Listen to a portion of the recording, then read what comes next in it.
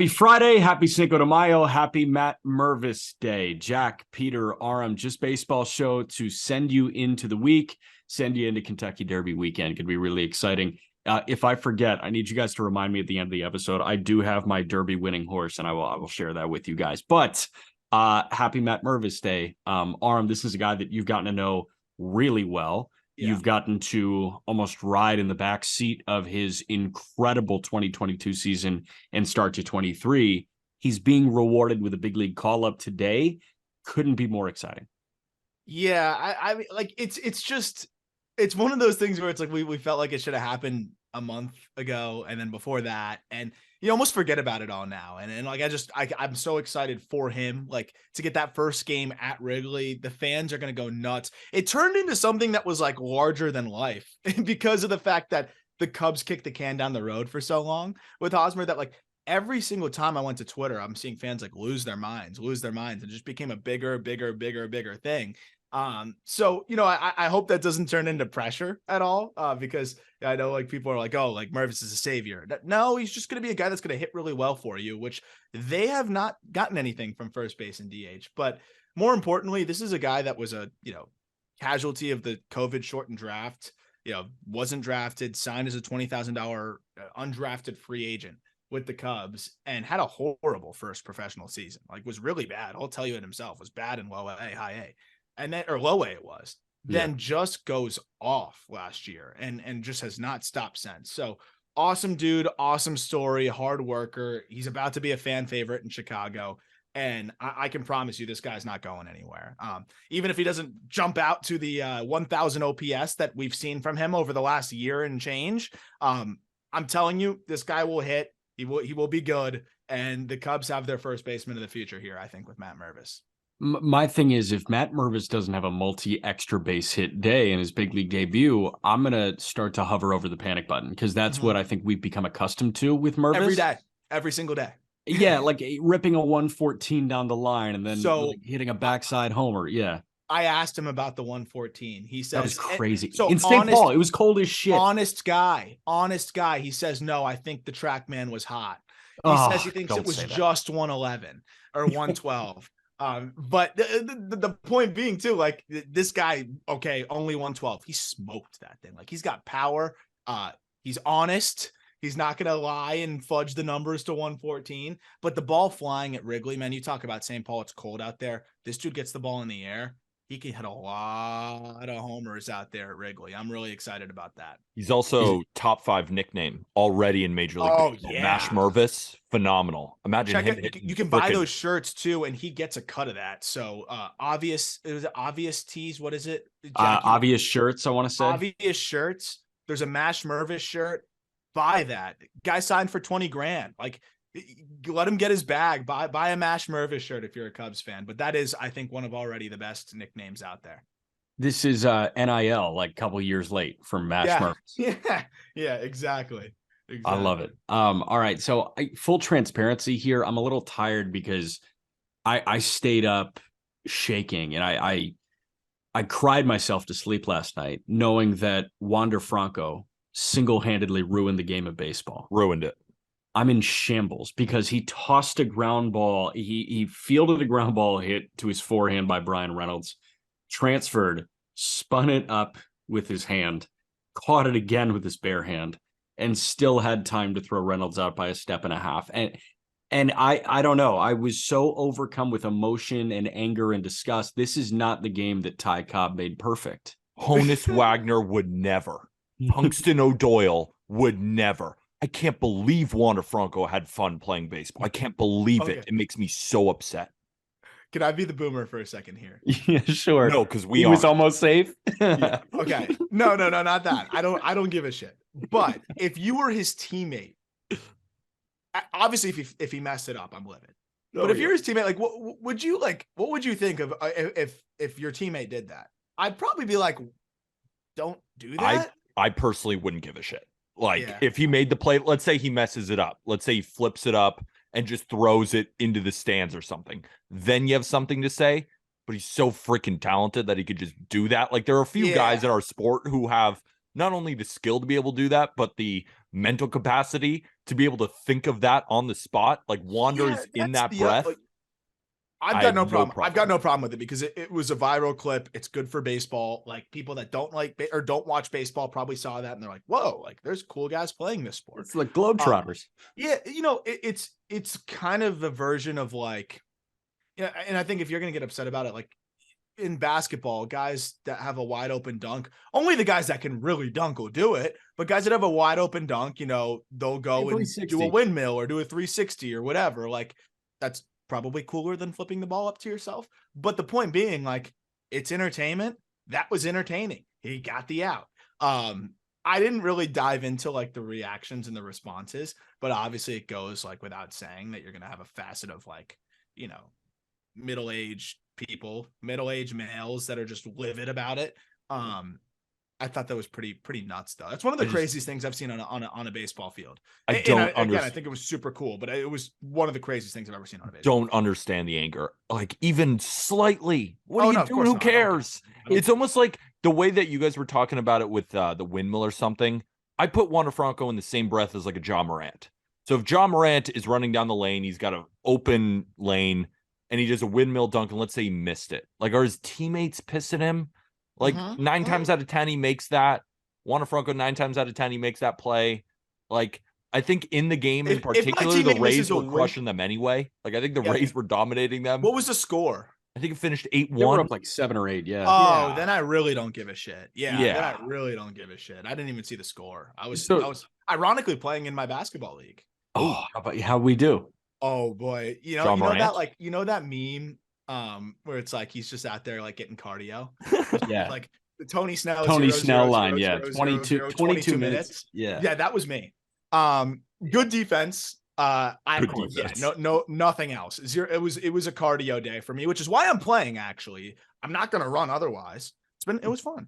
So good defense, meaning like no blocks, no steals, but like you were the king of altering shots or like not allowing your man the ball. 2 steals. I drew a charge. They didn't give it to me, which like I get it. Like you're not calling a fucking charge in like a league like this.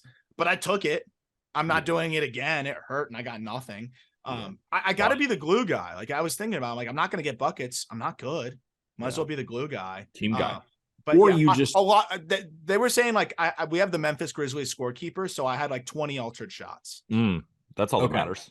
Yeah, and that's why Jaren Jackson's going to win Defensive Player of the Year. I was going to say, like, you could just lean in and become Dylan Brooks for this pickup basketball team, which would be pretty great. And you would not be invited by any means necessary. There was a team there with a broadcaster and like a full camera crew. No, and I'm like, dude. Nope. Dude, like that's ridiculous. Did you guys see that Dylan Brooks is not going back to the Memphis Grizzlies, but under any circumstances? Yes. And I was thinking, so if he's like, I'll play for free, they would. Yeah, like, there's no. If he said, I'll take the min, they're saying no. Like, get out of here. Or just for free. Under any circumstances. I just want to hang out. No. That guy's absolutely a Detroit Piston next year. Last thing on Wander Franco. Trisha Whitaker, sideline reporter and host for Bally Sports Florida, I guess. Bally Sun. That broadcast the Rays games. Yeah, the Braves. The Rays games. Kevin Cash on Wander's ball flip yesterday that has been quite the popular video today. Quote, I get home and now I know my son JD is going to look at me and tell me to go out there and practice that play with him. Unfortunately, I won't be able to do that because I can't relate to the amount of confidence that Wander plays with. It's pretty special. That's Wander's manager talking about this. Xavier Scruggs, our guy, friend of the show, immediately quote tweeted and said, the fact that Cash didn't downplay or publicly criticize this play is one of the many reasons why he is one of the better managers in the game. He doesn't take the individuality out of the players that play the game. I can like really appreciate that sentiment because I do think that there are some managers out there, Ali Marmol, that would do something like that, right? They would say, didn't like that at all, didn't appreciate that, and not confront Wander about it. They would just say that to the media because they have an old school thought. I think Kevin Cash, obviously, we label the Rays as new school, but I think that guy appreciates that his guys are having a lot of fun winning a shit ton of games right now.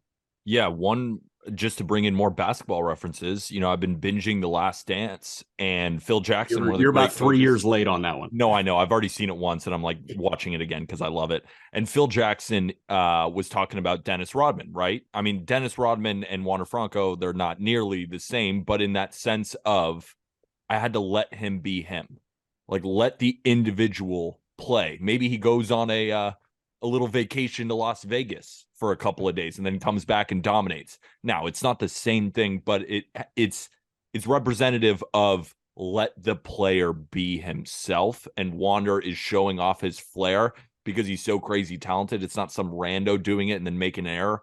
The fact that he did it makes baseball better. Anyone who has a problem with it, I just vehemently disagree with you.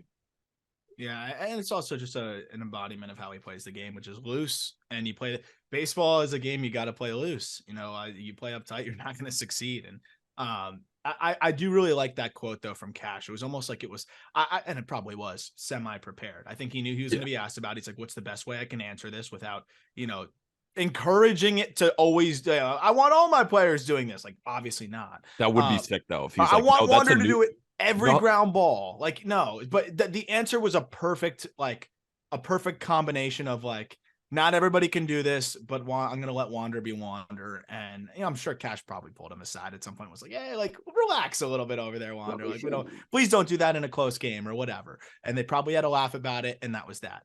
But I agree. Like, you see the difference too. Rays are succeeding. Cardinals are sucking. And I'm not saying that it's all Ollie Marmol's fault.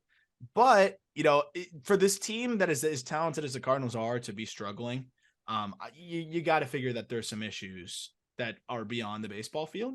And those two just little examples, I think, can be microcosms of maybe a larger situation. Rays, harmonious. They're clicking on all cylinders on and off the field, I would assume.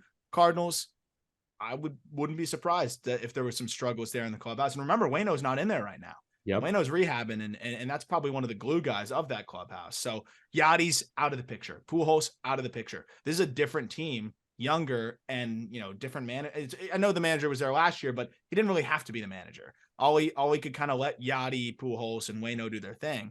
It's a little different now, and I think we're seeing the effect that a manager can have. And the first sign of adversity, like literally first week of the season, he publicly bashes his 2-time Gold Glove center fielder that we know by all accounts, built on hustling. Yeah, built on hustling, got every opportunity because he hustles and takes excellent care of his body, and by all accounts is a great dude. He decides to publicly bash him before going to him. I think there might be a good reason the Cardinals are in last place, despite, having that lineup.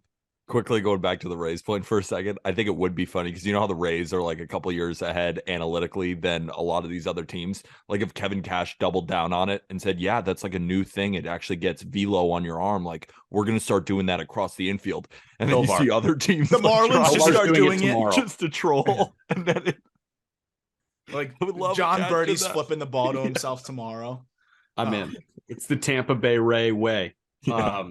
All right, let's jump into our rookie ladder. This is our first one that we're doing here. Corresponding article going to be up early next week on justbaseball.com here. And what we decided to do was almost power rank the top 10 rookies so far. Now, we did have some loose constraints. You have to play, X amount of games, throw X amount of innings. And there are guys that have had great starts to their career or this year in their true rookie year that have just not played enough to unseat somebody in the top 10. So we've got 3 did not qualify yet, and then we've got medically disqualified. We've got one of those guys, and then we'll jump into the top 10. I want to start with the medical DQ from this list, and that's Logan O'Hoppe, the catcher for the LA Angels. Because O'Hoppe was great, man. 16 games, was hitting 280, had an 890 OPS, had 2 doubles, 4 homers, 13 RBIs. O'Hoppe was awesome. Problem is the labrum, and he's out for what looks like the entirety of the season. Hopefully he's back at the tail end of the season, but that's thinking optimistically. O'Hoppe was certainly going to be on the top 10 in this list if he was healthy. Yeah. I think top 5. Yeah. I mean, he's right in that conversation with the most elite rookies we've had so far. I think very easily. So that really does stink, especially as a catcher too. I'm not mistaken, I don't think there's any other catchers on this list. It's really hard to make an impact as a catcher, as a rookie catcher, immediately on a team that's in win now mode. So the good news is the Angels know they have a really good one in Ohapi. The bad news is, I mean, that's a big blow. And I would have made the case for him to be in the top 5, no doubt about it. At least, and this isn't anything about Ohapi, but the Angels, at least in my opinion, were left with a real hole at catcher, right? Logan Ohapi was supposed to be their guy. And Matt Thaiss, 3 for 3 today, hitting 280 now. At least he's filling the hole, but that's still such a tough blow. I was speaking with Tucker Davidson, left-handed pitcher for the Angels on the Arm Barn podcasts, and they were just glowing about Ohapi, that he's built in a lab, that he is built to be a mainstay, one of the great young catchers in the game, and it just sucks. It sucks for the game that he's out. Yep. So Ohapi is our one medically DQ'd guy. First of 3 honorable mentions, or not qualified yet, Taj Bradley, right-hander for the Tampa Bay Rays. And Bradley has made 3 starts with Tampa. He's made 3 starts with their AAA affiliate in Durham, and he's currently on the minor league roster right now. Yeah. I don't know why they've got 3 starting pitchers on the active roster, but like Ray's going to Ray, and I'm not going to question it. Taj Bradley, in his first 3 major league starts, is 3-0 with a 3.52 ERA, 15 and a third innings, 12 hits, 6 runs, 23 punch outs, and 2 walks, 13 and a half Ks per 9, 1.2 walks per 9. This guy's got a FIP at 2.6. He's got a whip under 1. Taj Bradley looks like a strike thrower. And I think that we were expecting him to, not walk the world. I wasn't expecting a 23-2 ratio at all. That's insane. Like 23-2 is nuts. And the one thing I was worried about was like, okay, I know he's going to throw strikes. I know he's going to get his Ks here and there. He's going to keep the ball in the yard. And so far he has. I mean, the only 2 home runs he gave up in those 3 starts were in that final start against the Houston Astros, where he still limited the overall scope of the damage. It was 5 innings, 4 hits, 3 runs, 2 homers, 6 Ks, no walks. So like you take that every day of the week.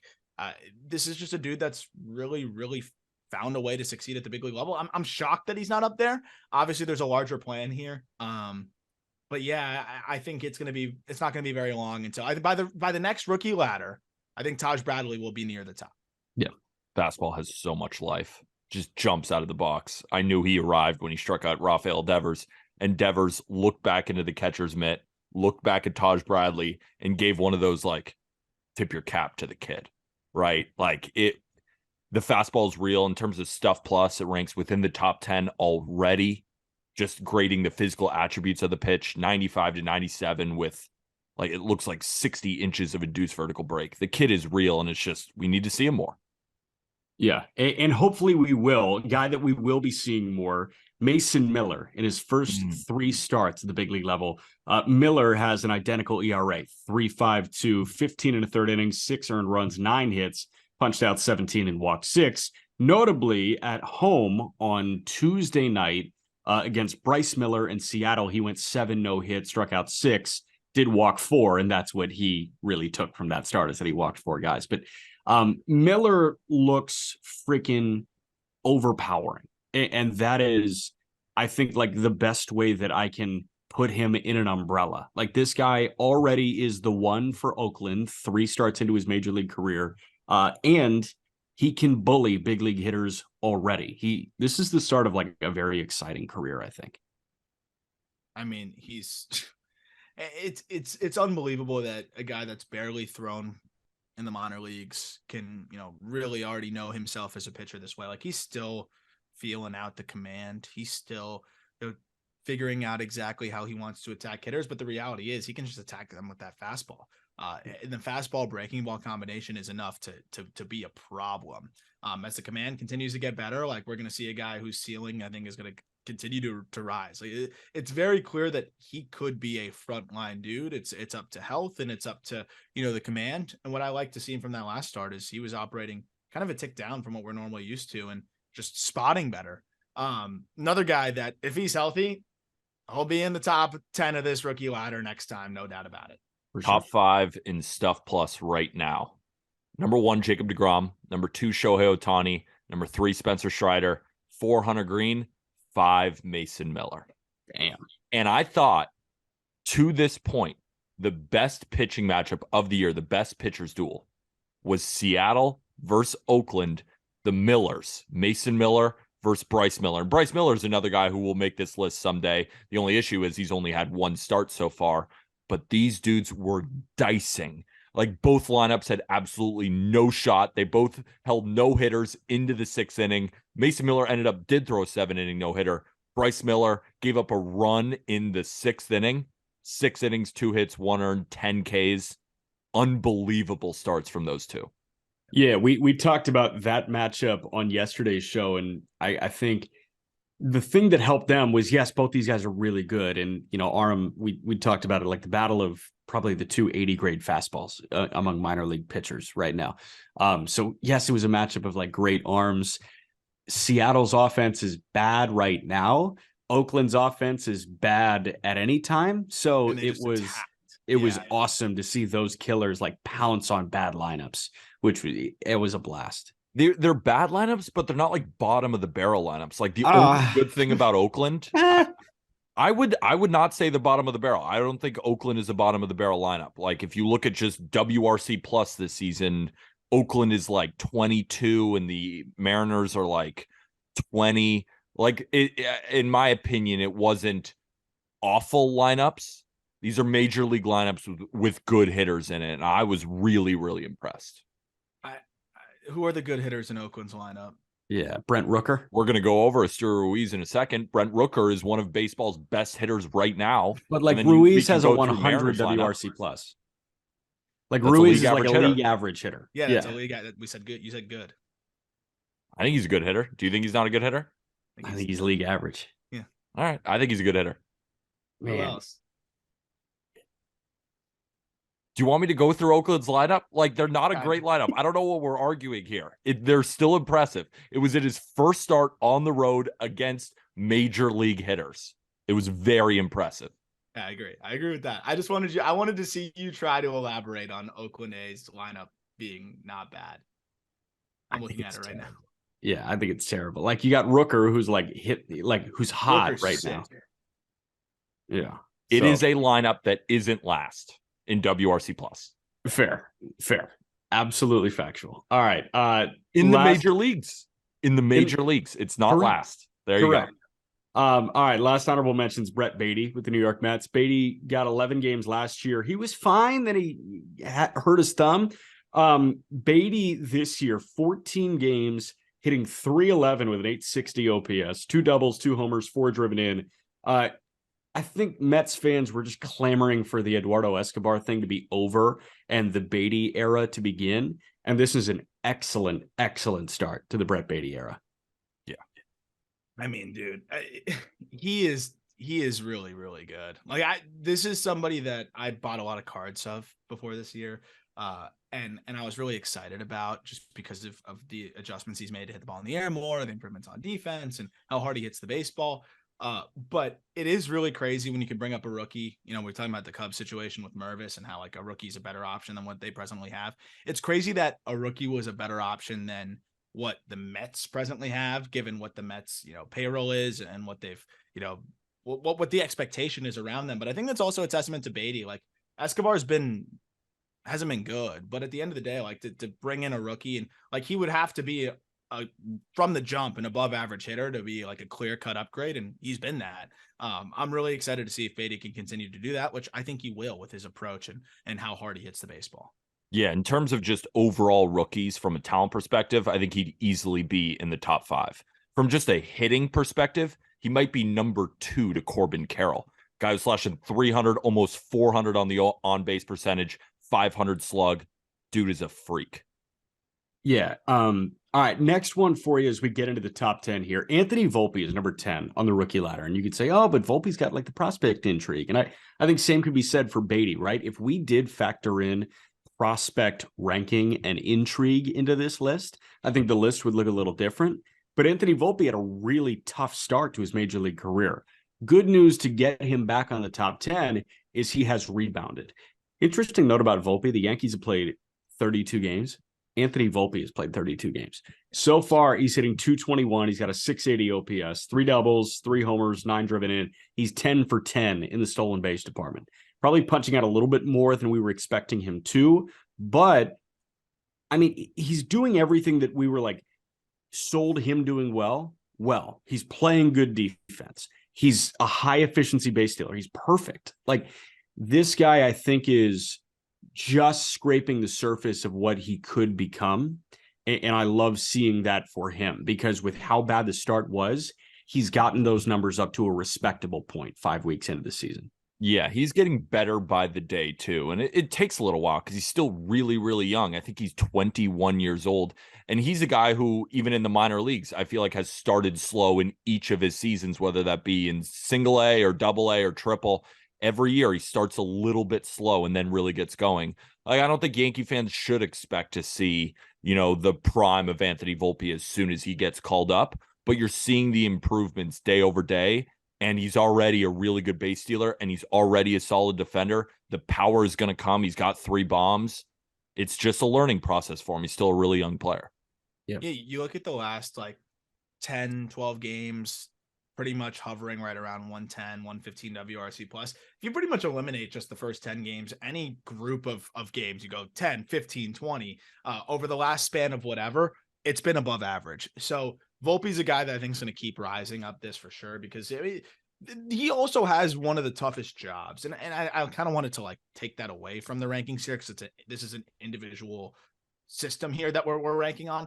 But just to add context on the podcast side of it, Anthony Volpe, you can speak to this, Peter, this is one of the hardest jobs a rookie could have. You're the everyday shortstop. And as Jack mentioned, he's played every game. Brett Beatty's been more impressive by a fair margin. Beatty's played less than half the games. So he's not only been the Yankees' everyday shortstop, he's played every single game from the jump. And I think that's saying a lot for a lineup that's, we've talked about it, has been just a revolving door of mediocrity. And Volpe's been one of the few constants. He's kind of moved around the lineup a lot. I think this is a guy that has really held up his end of the bargain so far, even with a quote unquote slow start for his standards. He's almost a full win player already through his first 32, big league games, to almost have a full win, a full F-WAR. That's pretty damn good.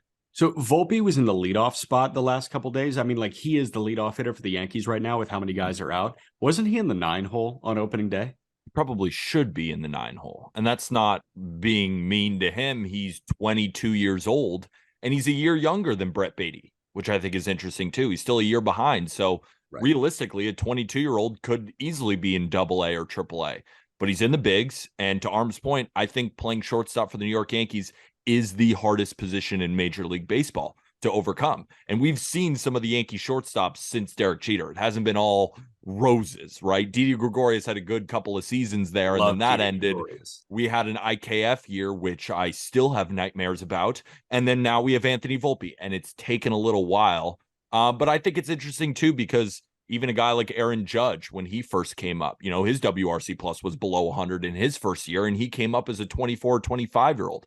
This guy's still super young. Yankee fans have to be patient with him, because once you are patient, you're going to see what a lot of people thought is a top 10 prospect. I know he's top 10 in our rankings. Yeah, top 5. And so here's a small sample size theater question for both of you, and probably a little bit more specifically Peter, since he watches the Yankees obviously more closely than we do. It's so early, but I was looking at the splits, and I was actually very surprised, because I agree. I was like, Volpe should be living in the 9 hole. We were talking about that. Looking at the splits right now, Volpe as a leadoff hitter is way better than Volpe as the 9 hitter, which, again, small sample size. We have 18 games of Volpe as a leadoff hitter, and he is hitting 254. We have 12 games with Volpe in the 9 hole. He's hitting 167. I thought that was kind of interesting. Small sample based on opponents, could be a few different things. But what do you think of that? Do you think that there's a different, expectation? Is he getting pitched to differently as a one hitter? Is he have a little bit more of a chip on his shoulder? I just think it's interesting to have that big of a discrepancy, even though it's only 12 games and 16 games. What did I say? Whatever that was. It's small sample, but it is a pretty big difference. I guess my answer to that is you're just seeing him get better. And I don't even think it really matters whether he's in the 1 hole or the 9 hole. We're just seeing him improve. And when he started the season, he was off to a super, super slow start, and he just happened to be in the 9 hole. Now we're seeing him improve day by day. and he happens to be in the 1 hole. So I don't think it really has anything to do with that. I don't think pitchers are pitching him any differently, whether he's hitting first or whether he's hitting ninth. I think we're just seeing him improve, which is really awesome to see. Which is awesome because in the leadoff, 254, 342, 433. Yeah, that OBP that every day of the what week. I think is the most important thing. He's getting on base. Like, even if he's not, hitting singles, he's still got pretty solid plate discipline, and walks turn into doubles with him. Like, he's so efficient on the base pass, and that momentum lead, he's already got it. Like, he's so young and he's already so smart on the bases. 100%. Yeah. Peter hit the nail on the head. Like, I think spotting a lineup is literally just, he was, front half of this season to this point, he was in the 9 hole. Second half of the season at this point, he's in the leadoff. Yeah, like front, I don't know, front 12 games, front 14 games, he was in the 9 hole. No, I actually 14. Didn't realize it was that clear cut. I'm looking at the game log right now. Yeah, I mean, it's literally been that cut and dry. Like, first handful of games, 9, 9, 9, 9, 9 every single game, and then recently number 1, pretty much every single one except for one random game where he pinch hit in the 7 hole. So yeah, he's leading off pretty much every game now, and he's a different guy. Yeah. The American League leader in hit by pitches is number 9 on the rookie ladder. Esteury Ruiz has been hit 9 times already. Holy shit. Esteury Ruiz, while he may be OPS plussing, I want to say 95 of the OPS plus right now. Yeah, 670 OPS. He's hitting 265, but this guy's getting on base at a 341 clip. He's 13 for 14 in the stolen base department. 2 rookies have a share of second on the stolen base leaderboards. Ronald Acuna has 14. Esteury Ruiz and Ji-hwan Bae both have 13. Bae didn't make this list. Ruiz does, because this is like more sustainable for Esteury Ruiz. He hasn't shown us his first big league homer, but he's got 7 doubles. He's driven in 13. This guy is doing enough to be an average bat in a bad lineup, I think.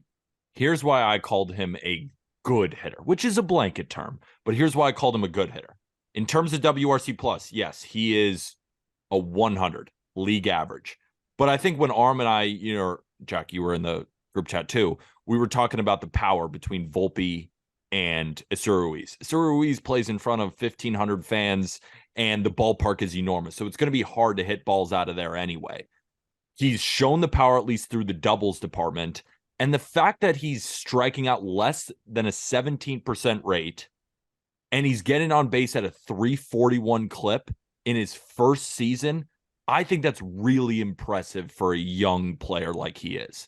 So that's why I put him in the good over the league average, because I think it's only going to get higher. I don't think 100 WRC plus is what he will be this season. I think he's going to finish with around a 110, 115 with 40 stolen bases and a 340 to a 350 OBP. I qualify that as a good hitter. So that's what I'm looking at. Maybe right now, WRC plus 100, but I think seeing that, like Volpe is around a 95. I think he is going to be a good hitter too this season. So that's what I meant when qualifying Ruiz as a good hitter.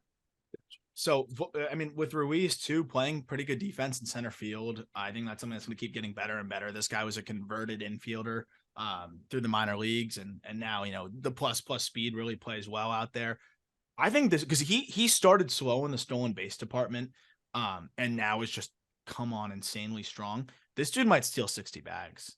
Like, it's going to be really interesting. And if he keeps getting on base at this clip, I would bet on him leading the league in stolen bases. He has the green light. It's pretty clear. He'll take second, and then he'll take third. Volpe's in the same boat. But I think Ruiz has a little bit more of this, like the Oakland A's need to manufacture runs. You're not always going to give Volpe the green light when Aaron Judge is at the plate. Sometimes you're going to want to let him hit. I think Esteury Ruiz can run in any count with anybody up in any position. He might attempt 75 stolen bases this year. I have a really good feeling that Ruiz is going to pace the league in stolen bases, and it's going to be fun to see how high that number can go.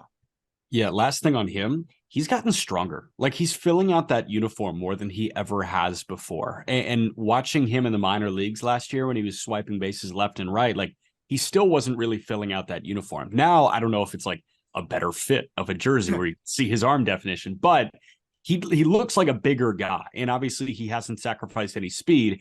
He looks more like a sustainable Major League Baseball player now than really I thought he would ever look like, based on, 2019, 21, 22. Also, Oakland is 18th in WRC plus in baseball, and Seattle's 19th. Shit. All right. Yainer That's Cano. Clark adjusted too, right? Clark adjusted. Yeah. Yainer Cano, number 8 on this list. Yainer Cano is a much older guy, but he still has rookie eligibility. He debuted last year. He had 13 appearances, 18 innings. He had an 11.5 ERA, 26 hits in 18 innings. This year is a 29-year-old rookie in Baltimore. This guy's like the best setup man in the league for Felix Bautista. 12 innings, 1 hit, no runs, 13 punch-outs, no walks. Has he been statistically the best reliever in baseball so far this year? 1 hit in 12 innings? Like, yeah, he's up there. But I think almost even more impressive than just 1 hit is no walks. He's just throwing strikes with that sinker, and he's just getting weak contact. He's striking out almost 10 guys per 9, but he's only thrown 12 innings, so do with that what you may. But it's really just fun to watch him, and I know Orioles fans are seeing another reliever kind of sprout out because they've been really good in that bullpen. Like, we saw Felix Bautista, what he did, Jorge Lopez, what he did. You know, Sino Perez has gotten off to a bad start, but he was really good last year. Like, the Orioles have kind of this reliever lab where they're just bringing up randos, and they're ended up being really good. So shout out Yainer Cano, the free agent from Cuba, right? I think he was signed from Cuba. Yep. Shout out. I mean, I think Peter's totally right. Like, you got to look at the Orioles as a reliever manufacturer now. Like, they can't manufacture starting pitching at this point. I think that was more of a scouting thing that dates, kind of back before. So I do like some of the things that they're doing now. And obviously we've seen Grayson continue to progress well. I just interviewed Cade Povich on the call up, who's a really exciting rising young arm in that system, who they identified and got in a trade last year from the Twins. So I think they're changing that narrative, but they've clearly got it figured out in the bullpen. Like, they are spawning these arms left and right. And what's amazing with Cano is the changeup. I love the diabolical changeup relievers. We talk about Devin Williams. This is one of the more diabolical changeups in the big leagues. Like, it is gross. And I agree with Peter. Like, this is we got to start putting the Orioles in the like spawning relievers department. Like, they are in that conversation. Like Brian Baker, I don't even know who that is, and he gets out. That's a MLB The Show like simulated like 5 seasons. That's one of those, he comes in and just shoves. No facial features, just like eyes, nose, and mouth exist. Yeah, Brian Baker. Nobody could hit him. Man, yeah. Cianel Perez was awesome last year. He had a 1.66 out of like freaking nowhere. Jorge Lopez. I mean, Lopez looked great in Minnesota to start the year. He's had a couple blips recently, but I mean, Lopez, another guy that kind of came out of nowhere. Yeah, Cano, man, they found it, and I'm with you. A changeup from a guy that big. I think he's like 6'5", 250. Yeah. There's something about big boys throwing changeups, and I'm like, wow, this doesn't make any sense coming out of that arm, but it does. Another Oriole at 7 here, and he gets the edge solely because he is a starting pitcher and he's thrown double the innings that Cano has. Grayson Rodriguez has not looked as advertised, but he still looked really good in his first 5 starts. He's got a 4.07 ERA, 24 1/3 innings, 23 hits, 11 earned, 34 punch-outs, 11 walks. That's 12.5 Ks per 9. The command hasn't necessarily been there the way that we were hoping it would, but the strikeouts are amassing in a great fashion.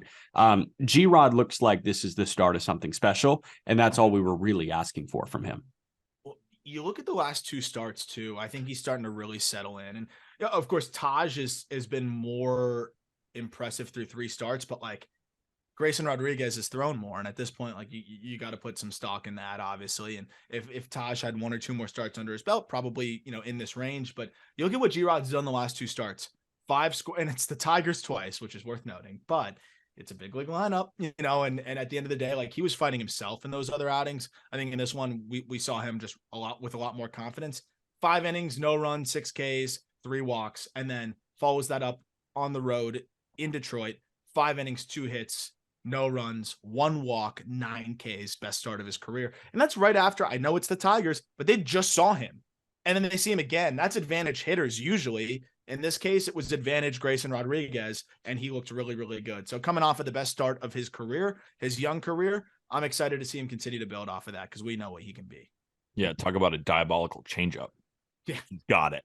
Yeah. And not only that, I mean, the fastball just has life, and he looks like the front of the line starter that, I know you ranked him as Aram. Anyone who watches him can see it clearly that this guy has loads of talent, and he's starting to put it together. And right now, as we're speaking, the Orioles are up 8-1 against the Kansas City Royals, and he's given up 1 run in 2 innings so far. But of course, the strikeouts are still there. Like, he will be a very good pitcher in this league. Question for you guys. Orioles have to win a game. Like, let's say it's wild card game 1, but it's tomorrow. Like, we don't have any more sample size to work with here. Who is pitching that game in a must-win ball game for the Baltimore Orioles right now? The answer is yes. The answer is Grayson Rodriguez. Yes. I know it sounds crazy, but I'm a Tyler Wells guy. Tyler Wells, that's option 2.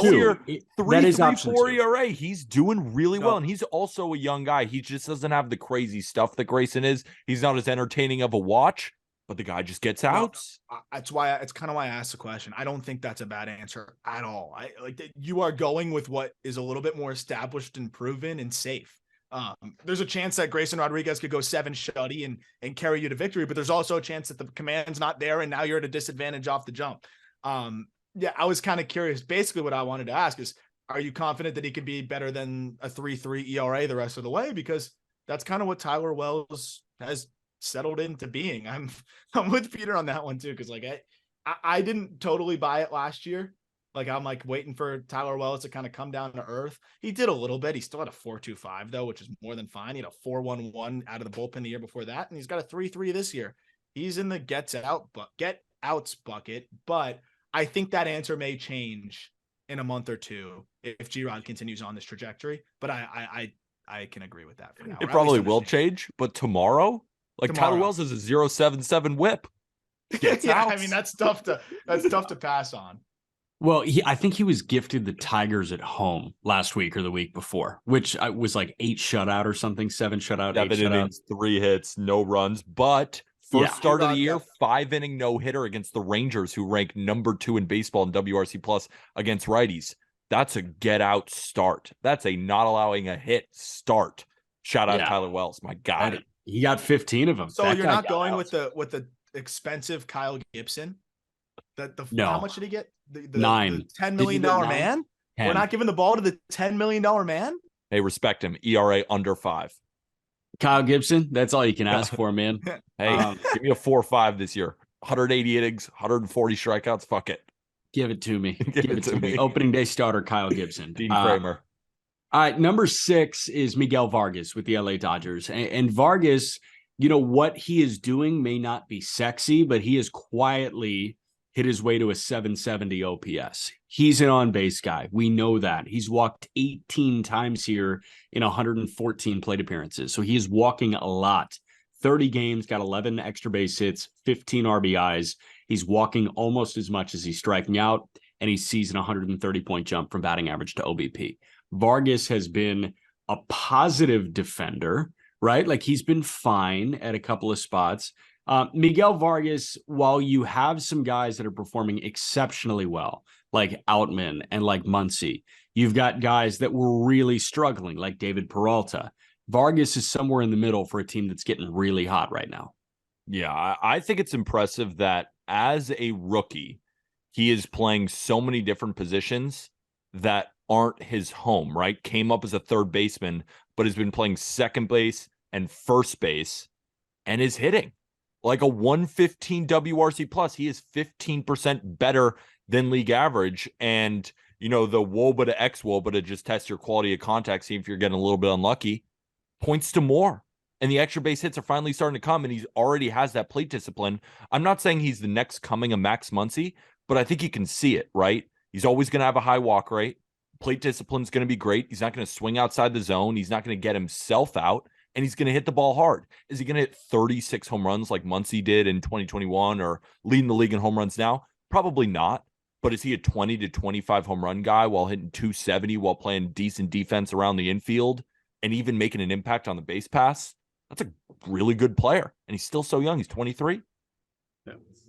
He's, for all those reasons, has been one of my favorite prospects for a while. It's just like the definition of a safe prospect.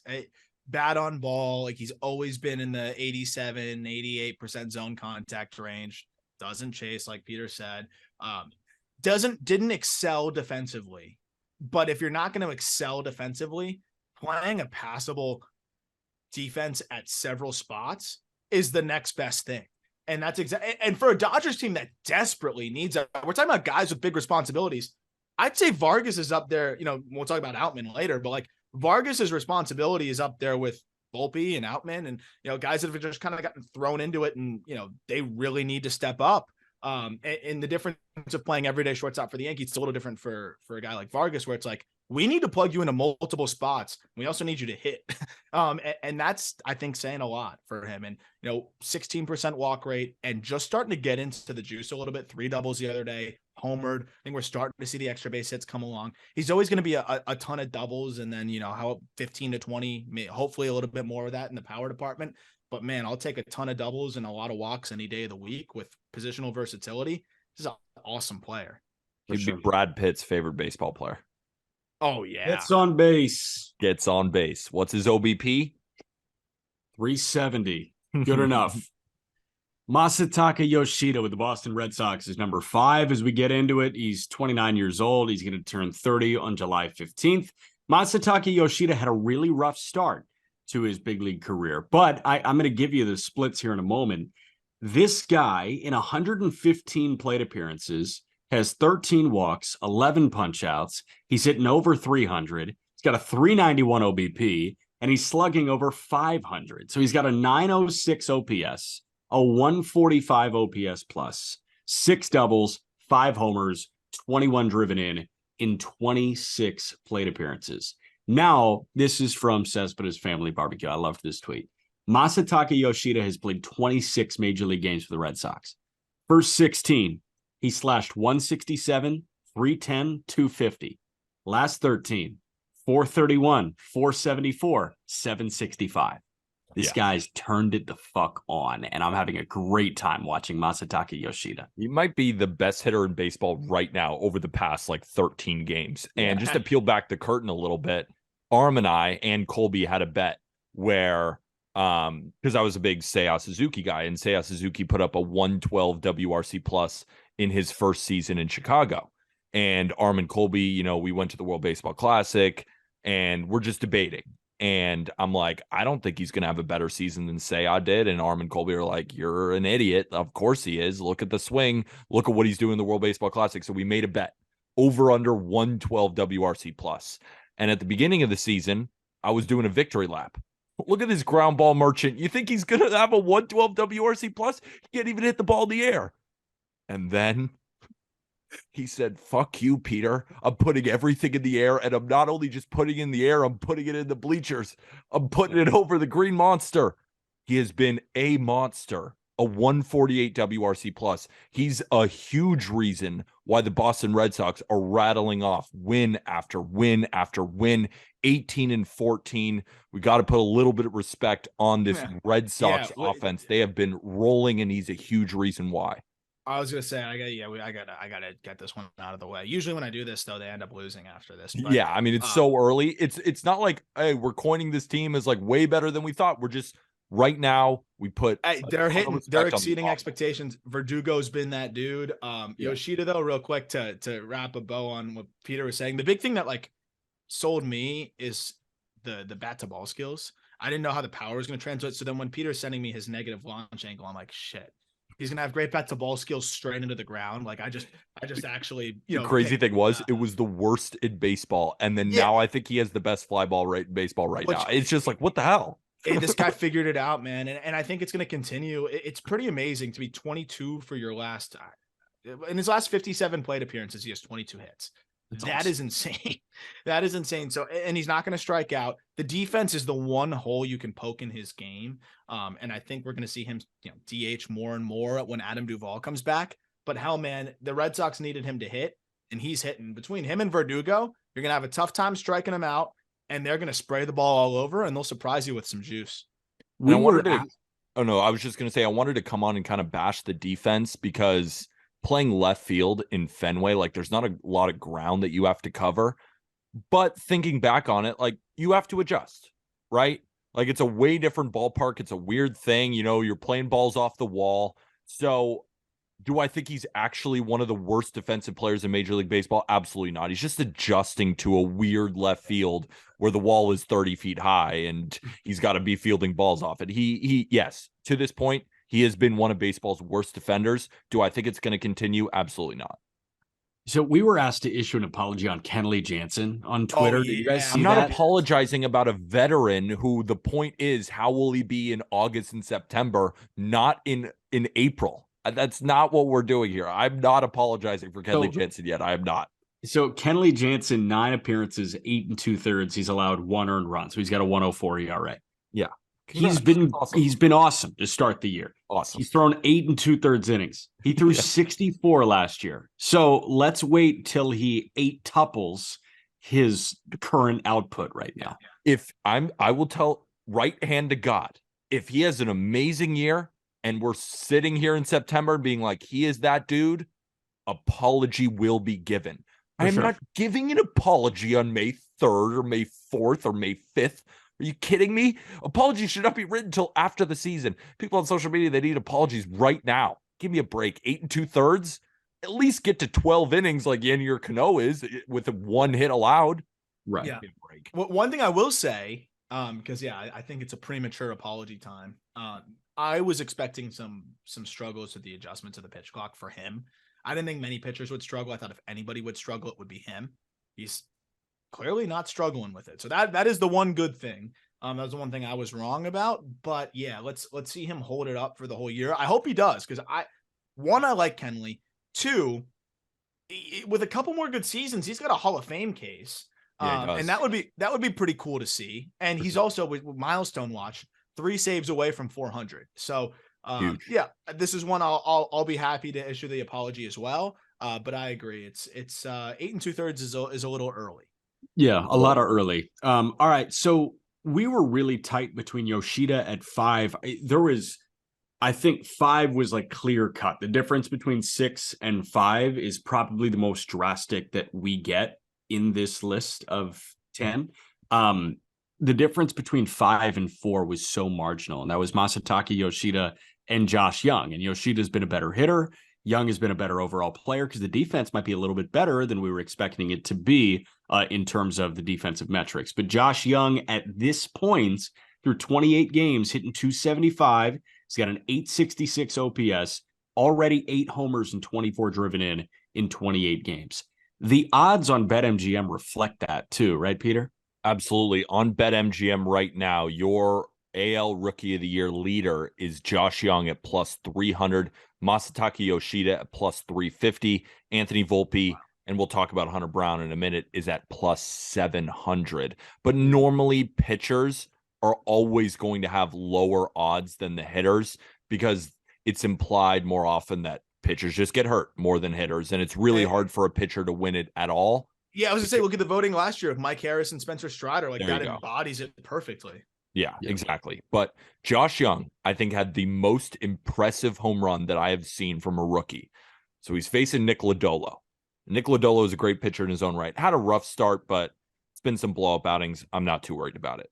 But Nick Lodolo throws him this slider, and it starts in the left-handed batter's box and just curves all the way in. It's not like he just left it over the middle. This is in on his hands. He pulls his hands through and hits the ball 420 to left field.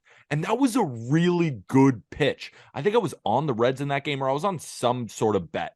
And I watched that and I was like, you just got to tip your cap. It's not like that was a hanger. It wasn't even a good pitch that was left middle. It wasn't even in the strike zone. And Josh Young just pulled his hands. He is such a complete hitter. I mean, and it's instant, right? And then the defense at third base has also been impressive, running up on balls, the barehanded throws over to first base. He's been one of my favorite young players to watch so far this season. And I'm really glad the odds reflect that he is the leader in the American League for Rookie of the Year, because he is more of a complete player right now than Yoshida. And the offense isn't even that far off. And that's after 13 games straight of 765 slugging. Like, Josh Young's been doing this. It's so fun to watch. So I pulled up that homer you just talked about, Peter, and I have it like on where it was in the zone. it's at least a ball, maybe 2 balls inside.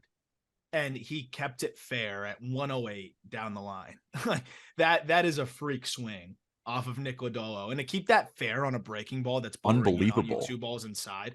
Like that's the one thing I've always liked about Josh Young is like, even though the K's have been there a little bit because he's an aggressive hitter, his feel for the barrel, like that embodies it. Like it's there. He not only does he hit the ball hard, but he has a feel to just barrel up baseballs. And I think that's why he's one of the favorites here. Like, even if he goes through the ebbs and flows, he's still going to hit bombs. Another guy that needed to hit the ball in the air more, he's doing it. Only a 34% ground ball rate. So hitting the ball hard, hitting it in the air. The guy's going to strike out a little bit. Defense is good. He could be a 4-win player this year. Like, that's pretty damn good for a rookie third baseman. He's on pace for more. He might be more. Yeah. I wouldn't be surprised to see 5 WAR out of the guy in his first year. Sick. That would be sick.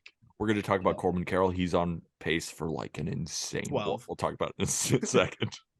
Hunter Brown is my guy, man. I told you guys, that might be my sneaky pick for AL Rookie of the Year. I like it so far. 24-year-old right-hander has been nails so far this year. Hunter Brown in 6 starts is 3-1 with a 2.6 ERA, 34 2/3 innings, punched out 36, has walked 15. That's about 4 walks per 9. But this guy's faced 140 hitters so far.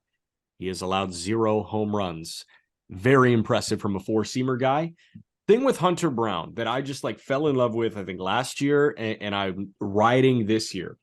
35% slider, 31% 4-seamer, 31% curveball. Any pitch at any moment. He mixes in a splitter here and there, but for the most part, it's the fastball and 2 different shapes to the breaking ball. And you are playing a guessing game with power stuff. That never works out well for hitters. And so far, I mean, he and Fromber have been the 2 most impressive starters for Houston. I think the argument is there to be made that Hunter Brown has been objectively better than Christian Javier has this year. Yeah, I think the numbers would reflect that. I mean, Javier's still been good, but Hunter Brown has been better. My only issue with Hunter Brown so far this season, because I have 0 issue with the stuff. You understand why he's coined the nickname Mini Verlander, because he throws like him.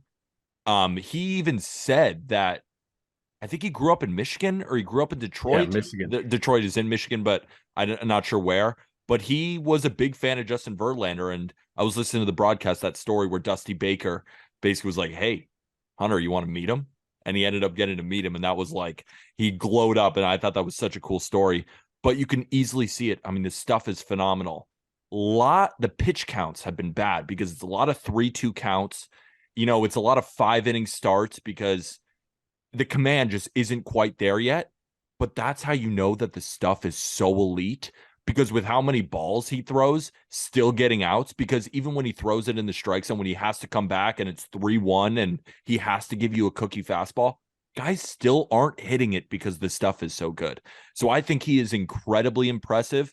And as he progresses, if the command starts to get there, he's going to become one of the better pitchers in the American League. I think the world of him.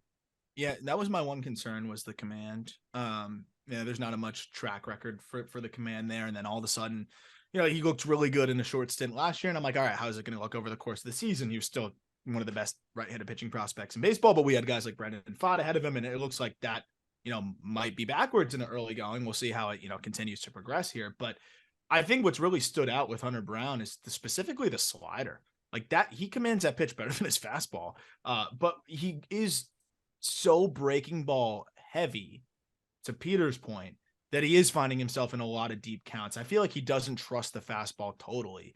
And I do wonder if hitters start to adjust to that a little bit, and start leaving the spin, how that'll work. But if they do right now, he's spotting the slider so frequently that you're not really going to be able to have success that way. So he's been able to sequence, he's been able to mask the fastball, and he's been able to get by, not always pounding the strike zone. And I think he's going to just be able to be a guy that does that. So as he matures as a pitcher, I think it's all going to even out. It is interesting to see, though, a guy that only goes to his fastball 31% of the time as a starter. You don't really see that very often. And that said, he's still having massive success. He's been the best rookie pitcher so far this year by a pretty fair margin. Yeah, Jack, 100%. when I'm watching him, instead of Verlander, which I do see, but I almost see a little bit of Dylan Cease in his game. To the point that Arm was talking about with the heavy slider usage, the problems with command early, but the stuff can just bail him out of starts because it's so nasty. I would still say, even though Dylan Cease has been definitely struggling this year, there's been a bit of a stuff drop off. But when I watch Hunter Brown, I think Dylan Cease more than I think Justin Verlander. Okay, so I actually see more McClanahan than Cease. And the reason I say that is because, like, Cease is slider frame guy. Like, Cease is not the biggest pitcher on earth. He doesn't throw like a big pitcher. The ball just explodes out of his hand every which way.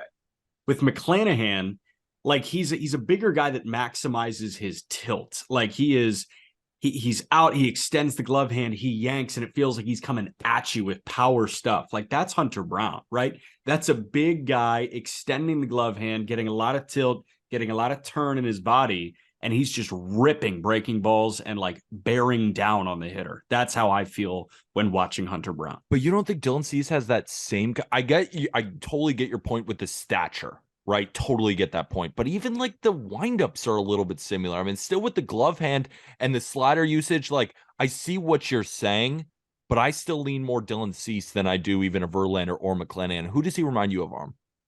I see I have Cease's pitch usage up right now, and the 43% slider usage last year is like, and commanding the hell out of it compared to his other pitchers, I think is definitely representative there.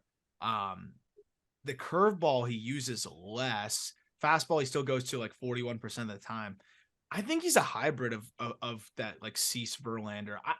I struggle to compare lefties to righties. I don't know. Yeah, me why. too. I like almost can't see it. Yeah, it's dude. Dolphins fans used to do this funny thing. They'll probably still do it this year. They flip Tua around, where right? they'd flip Tua. They'd They'd flip Tua and put the highlights out and say, "Oh, they look better now, don't they?" I think if you flipped Hunter Brown, I'd be able to like see it better. I do see the Cease comp. I think the Verlander one was a little extreme. I think he's like a hybrid of the two. If you can get me a flipped video of Hunter Brown, bro, I don't know how I'll to give my answer on it. I'm in the same boat as Aram, where like I just can't see a righty and a lefty being similar. Like I'm just not smart enough. It's hard. Like my mind just can't do it. So your mind is just a little bit ahead of mine. Yeah. So that's why I can't see the Cease thing, because I think I might just be dumber or my eyesight is worse.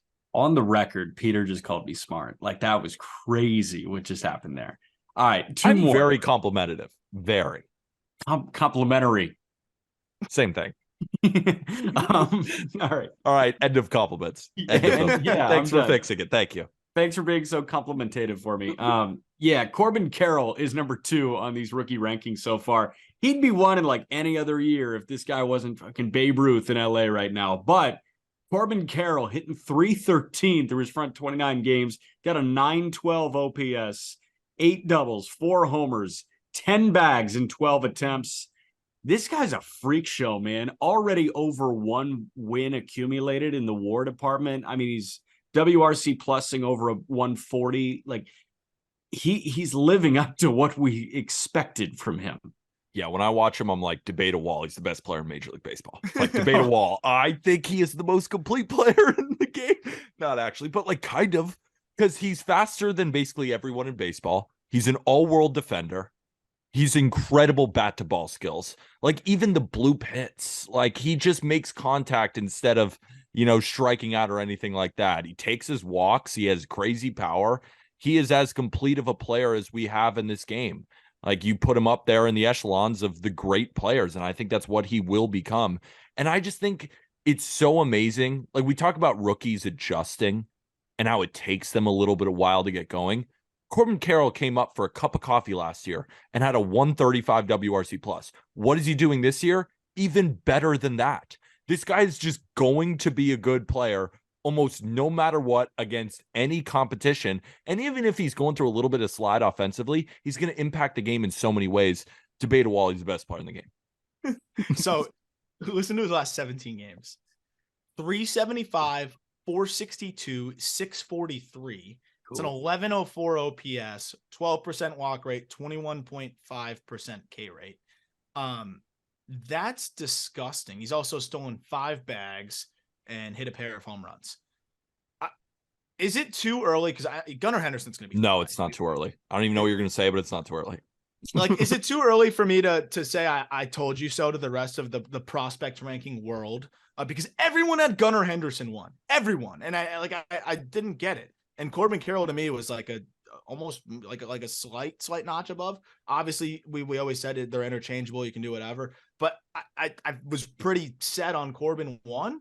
Like, do you see any I'll do world? it for you. I'll do it for you. Early. Aram told you so. Aram told you so. I'll do it for you. Aram told you so. This dude is amazing. He's amazing. And to speak about Gunnar Henderson for a little bit, below average hitter, and the defense has been horrendous. Now, he's going to bounce back. He's still a great hitter, but that's what separates Corbin Carroll, is that he can play center field and win a Gold Glove. He's worlds faster than Gunnar Henderson, and I might say he's a better hitter. Yeah, he's just so good. He's amazing. So the two guys that I think some people would say, hey, how could we leave them off of the top 10 are Gunnar and Kodai Senga. But both of them have dealt with their issues. Like Gunnar's hitting below 200. Gunner's playing bad defense. Senga's walking 6 guys per 9. Like, this is a run of form rookie rankings. Who has been in the best form? That's why Carroll's too, because while it sounds like Carroll's been awesome, James Outman with the LA Dodgers has been better. Outman is what? He's top 5 in WAR still among all players. James Outman in 32 games. He's 4th in WAR. Thank you, Peter. 32 games, hitting 290 with a 980 OPS, 6 doubles, 3 triples, 7 homers, 21 driven in, has 4 bags, is playing elite defense. Nobody saw this coming. I think, Aram, we've had conversations about Outman. Like, we knew this guy was tooled the hell up. Didn't know it was all going to look like this at the same time. No, this is one where we talked about on the call up. So we did that redraft. You remember that redraft, Peter, that Jack and I did on the call up, and then I think you did it. I don't know if you did it for this draft or you did a different one on TikTok. And I'm trying to remember if it was the same one, but Jack took James Outman really early, and I was like, dude, you're reaching for this 25-year-old minor leaguer.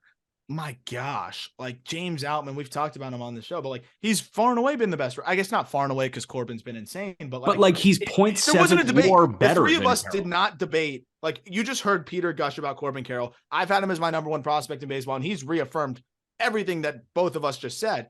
And there was no fight from Peter or myself on James Outman being number 1 when Jack, sent the proposed list. Like, you can't even debate James Outman being the best rookie right now. Is it going to happen the whole year? I don't know.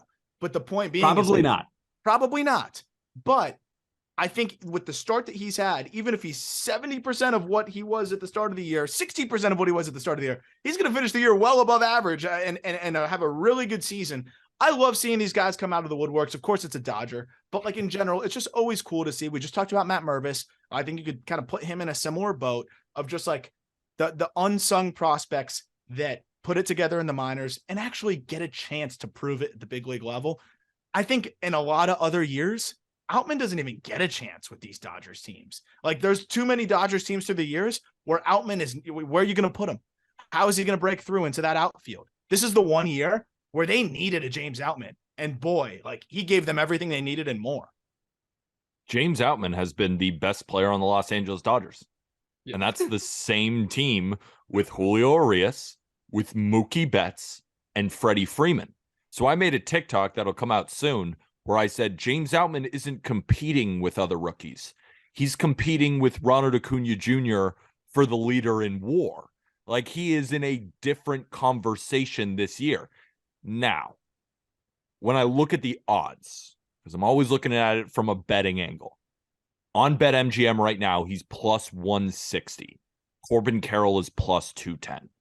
It's a bad bet on James Outman. Yeah. It just is. Like, the value there is not there. He is going crazy. He's getting tons of bets, and for good reason, right? He's slugging 600. He's on pace for a 10 F4.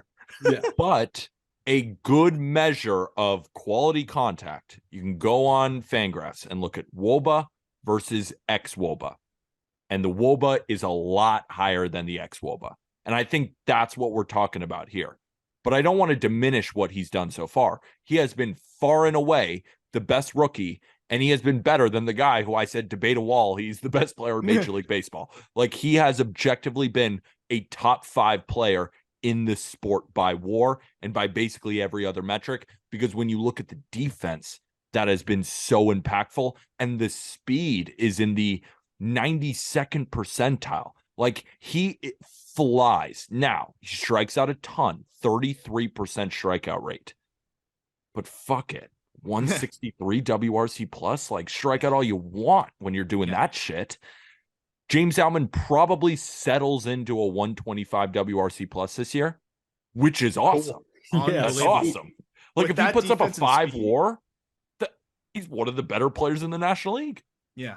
I mean, it's just the Dodger way, found money here. But I think, we talked about it with Walker, actually. What stood out about, Outman, and I think why I think his success will be sustainable in the sense of finishing with a 125, 130 WRC plus, is that he went through a couple like really rough patches very briefly. I think it was like 0 for 12 with like 9 Ks. A lot of rookies, that starts to mount on them. He snaps right back out of it and he's right back to hitting again. And like, yeah, he's always going to be a streaky hitter. But I think seeing him already this early in his major league career snap out of that kind of dry spell, I think is a testament to, what he's got going on, mentally too. And I think he's just built for it. I really think it's that simple. He's built for being a guy that can play every day in LA. Obviously, if the Dodgers are succeeding, James Outman's not your best player, but he's helped get them by right now. And that's a huge thumbs up to him. The best rookie so far this season. I'm glad you brought that up, Aram, because I was, watching some of those Dodger games and I'm like, here it comes. Like, now he's starting to fall. Welcome to Earth. I'm going to start fading him on Prize Picks and stuff because the hype is so real. And I almost clicked a button. I was like, I want to watch one more game. Went off. And I'm like, all right, sorry. No, I didn't mean it, James. I'm sorry. I didn't mean to almost fade you. And I didn't. Thank God I did, because I would have took $100 bill and just put it in the paper shredder, because he is a phenomenal. Like, he is such a well-rounded baseball player. Like, that's, everyone's looking at the offense. It's the well-roundedness. Mm-hmm. About that unit flex. Did you hear that unit flex from Peter, Aram? Did you hear what size bill he would take and throw it into the just round numbers? I'm not about to drop my actual unit. That's a round number. Got you. I don't know my units. Hey, I mean, when you're up, what was it? How many units last year? 44. Why wouldn't you have larger unit sizes? How many units is Colby Olson down right now? No, it's early. I'm also not having a great season either. It's been a tough baseball season. Dude, think about this. I got to go on the streams. I had to just like get on there yesterday after an 0-4-1 day and give my picks out while I'm just watching the chat go. I'm like ready for them to roast me. They actually didn't. And I was talking about that yesterday. Nice. I was like, talking about how, like, I don't know how Peter deals with it. Cause like, it's one thing you lose. You're like, oh shit, I suck. And then you got to have everybody other people tell you that you suck. They didn't. They were very nice and supportive of me. You know why? Because there's no expectation from me. It's like, oh, Arm's giving his picks and it should be entertaining. Like, for Peter, it's like, be up 40 units or I fucking hate you. And it's like, that's crazy. I think I'm whiffed on everything except for my 2-unit play yesterday. Under on the Angels or on the A's game. JP Sears 7 Ks yesterday. Why not us? That game was so depressing, by the way. Mm-hmm. There was because rain delay in Oakland in a game like that, Mariners Oakland. I think there was about 500 people there. Yeah, like they started announcing the people that were there, putting the number at around 2,500 people. Dude, I thought you were going to say they introduced every individual in the stands. Can you imagine? In section 26, Peter Apple. Carl. No, I mean, I think there's legit 400 people there. Yeah. Maybe 2,500. It's just not true. It's like, dude, it's and that's a miserable announced attendance too. Imagine if they're like, welcome 8 people. Yep. It's really tough. You could hear the dugout. Like, I've never had that in a TV experience before. Like, bad call, you could hear the dugout. Jared Kelenic got tossed because I think he muttered something to himself that usually umpires don't hear. They heard it. He got tossed. Like, it's a different situation. It felt like a high school game. I also want to be clear though, and we've been clear before. This is not on A's fans. If I was an A's fan, there's no shot I would pay money and travel down to that dump of a Coliseum. even though there's a special place in my heart for the Coliseum. If they're good, it's wouldn't. fun. You embrace the dump. But like, they'll have 30,000 people team. there if they were good. It's just they are not putting out a major league. No, you know what? I'm going back on my old thing. They are a major league. Let's talk team. about the lineup. You know what? Here. Actually, I'm turning it back around. A's fans, you got to go to the games. 18 to 18 WRC plus. The WRC offense is good. I take back what I also took back. They have a good team. Go watch the games. That was a good save. Before you almost hurt yourself, that was a really good save. That was good. That was very good. smart. All right. Running it through again. Medically DQ'd Logan O'Hoppe. Our 3 need to see more guys, or I guess, get more opportunities, guys.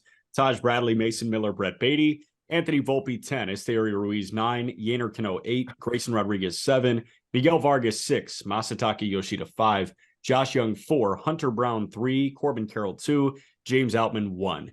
Rapid fire. I'm going to throw you games of the weekend. You give me a winner and 0 explanation. You in? I'm in. Oh, yeah. I wonder how we did last time. I'm going to listen back on that. True.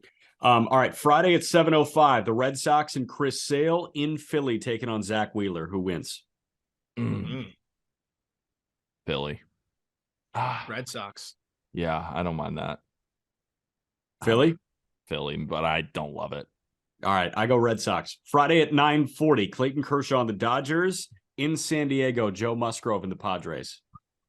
What a game. Ooh, what Dodgers. A game. Give me Dodgers. I'll be different. Give me Padres.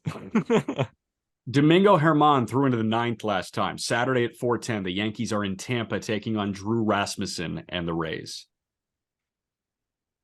I'm just staring at Peter. Tampa. Is it in Tampa? It's in Tampa. Rays. Yeah. I mean, Domingo Germán, no way he follows it up again. Yeah. The Yankees ain't going into Tampa. I don't think they win one game. Maybe at the last game of the series, they ain't winning shit. The Rays if Cole throws one, maybe they grab one. Maybe. So, but probably not. It might be Colin Fauché against Cole, and the Rays will win. We're fucked.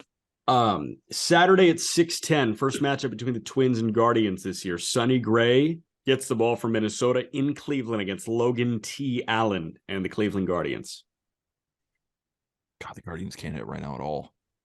Give me Cleveland. Sonny's been so good. Give me Cleveland.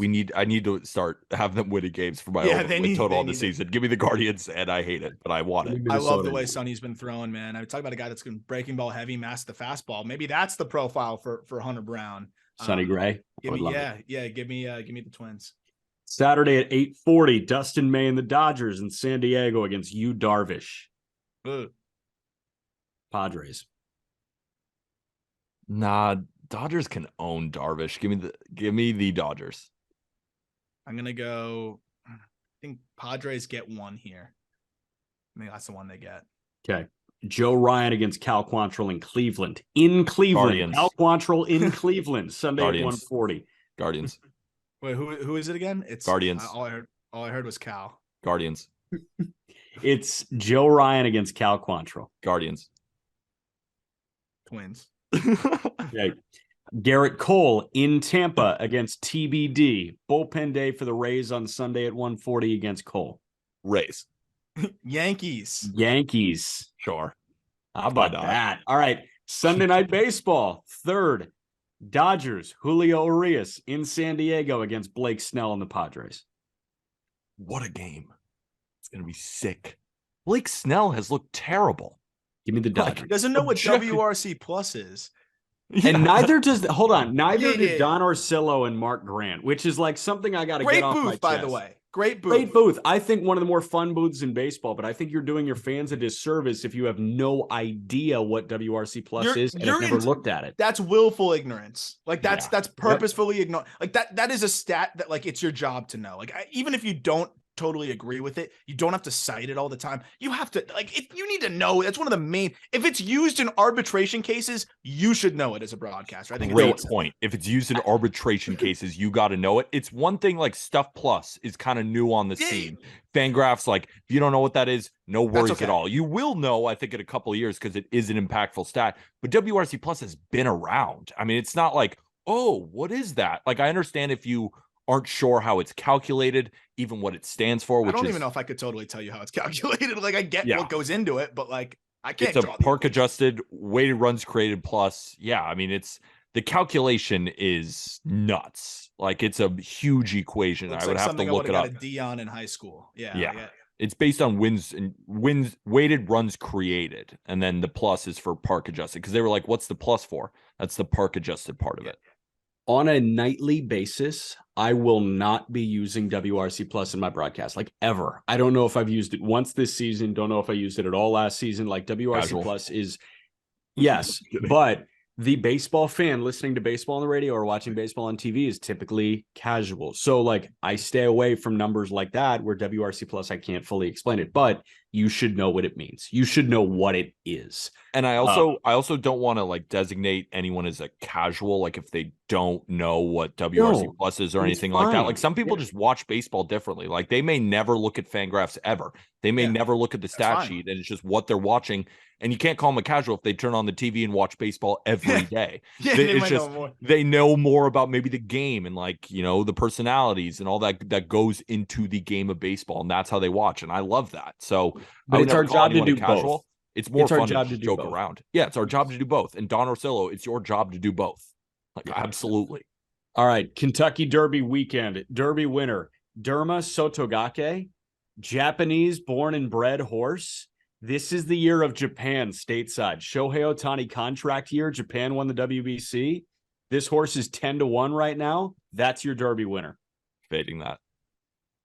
You're fading that? No, I have no idea. I don't know shit. I don't even know. Who else is in it? Does Walker have a fake like 0.0005% ownership? A micro share? I don't think Bueller has a micro share on any horse, but I will tell you that Forte is the odds-on favorite right now. I think Forte is 3-1. Not related to Matt Forte. Forte meaning strong suit, and this might be the strong horse in the race. We'll see. Matt Forte won me a fantasy football league. I'm sure he won a lot of people. Him and Jamal Charles on the same team. Ooh. Unstoppable. I was unstoppable. Sounds like you were fun at parties that year to talk with everyone. I just want to hear about my fantasy football. Yeah, check out this running back tandem. Yeah, unreal. Two of us are wearing merch. We are. And you can get your merch in the podcast description. It is the best way to support this show is to get yourself some Just Baseball merch. Arm just ran to his bed, picked out his Just Baseball hat. The rope hats, we're rocking them. I'm also rocking my Not Gambling Advice tee. You can find that in the episode description. Really appreciate you guys all listening. If you've been enjoying the show so far and you don't want to spend a dime on merch, of course, it's totally fine. But if you could, click a couple buttons, rate this podcast 5 stars, whether that be on Apple Podcasts or Spotify. And if you're watching on YouTube, hit that subscribe button, press the like button, and comment more of what you'd like to see on the Just Baseball show. The reason that we went over rookie rankings is that people were freaking out in the YouTube comments about what MLB put out. So we wanted to put out our own. Make sure you leave those comments. Again, rate and review. Remember, the Just Baseball show is sponsored by BetMGM. Use code JBFans when you download. JB Fans. Jack, I can't even give the pitch with you just. Bro, I'm surprised you've still been going through it. Get the hell out of the camera. Use code JB Fans. Wager $10 on any MLB game. Win up to $100 in bonus bets once that bet is settled. Depending on your state, could be up to $200 in bonus bets. Use the King of Sportsbooks. We went over all the odds for Rookie of the Year. If you heard something that you really like, get after it on the King of Sportsbooks. And with that, thank you, everybody.